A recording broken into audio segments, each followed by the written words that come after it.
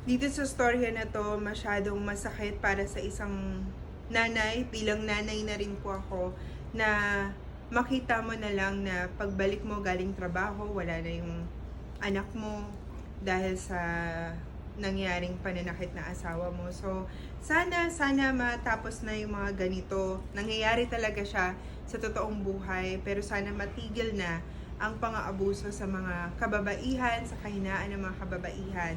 At sana wala nang mangyaring mga ganito kasakit.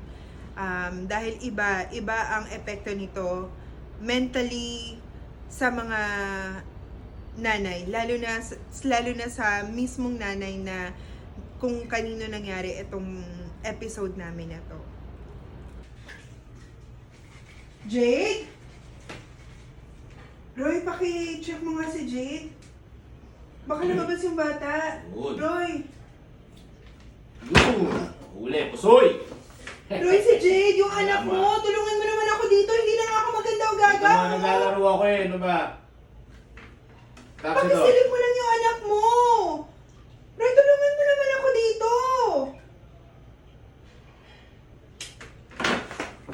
Wala.